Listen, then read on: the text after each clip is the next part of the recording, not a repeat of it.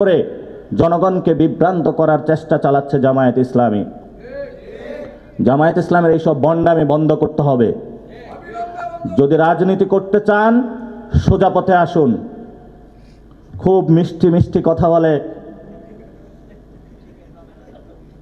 মিষ্টি কথার আসলে আড়ালে কি আছে সেটা তো আল্লাহ জানে।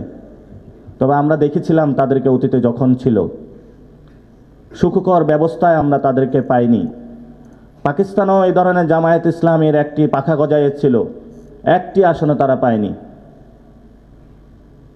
আমাদের সামনে কঠিন লড়াই আছে, এই লড়াইটা আমাদের লড়তে হবে, আমাদের দূর সাগরে পাড়ি দিতে হবে, মনোবল শক্তিশালী রাখতে হবে।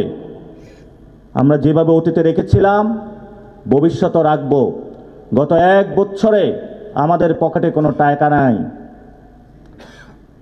বাসা থেকে বের হওয়ার সময় ফ্যামিলি জিজ্ঞেস করে যে আর কত টাকা দিব তোকে। আরে বিপ্লবের স্বপ্নে যে রঙিন হয়েছে পৃথিবীর কোনো কিছুই তাকে ক্রয় করতে পারবে না ইনশাআল্লাহ। এই যে আমাদের যে প্রতীক, ডিসপ্লেতে একটা প্রতীকটা দেখাবেন, এখানে আপনারা দেখতে পাচ্ছেন এটা হলো আমাদের লোগো। এখানে শাপলাটা আছে, এই শাপলা আমরা পরিবর্তন করব না। অনেকে বলা হয়ে থাকে এটাতে স্টেট সিম্বলে আছে।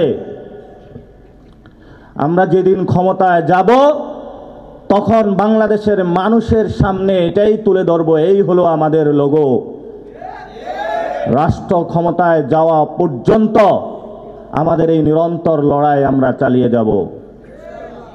আমরা নির্বাচন কমিশনে গিয়েছিলাম, আমাদেরকে বৈষম্যমূলক আচরণ করা হয়েছে।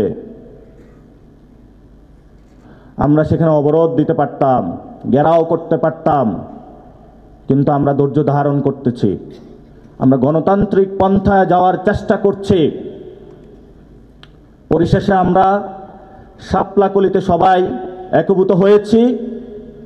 কিন্তু এই তরুণ সমাজ, আপনাদের দায়িত্ব এই ইলেকশনে, আগামী রাজনীতিতে এই শাপলাকলিকে ফুটাতে হবেই আমাদের ইনশাআল্লাহ। রাষ্ট্রপতি, প্রধানমন্ত্রী ভবন, পার্লামেন্ট থেকে শুরু করে জাতীয় পর্যায়ে যত জায়গা রয়েছে, আগামীর বাংলাদেশে গণ অভ্যুত্থানের সৈনিকরায়ে ধাপিয়ে বেড়াবে ইনশাআল্লাহ। আপনারা যখন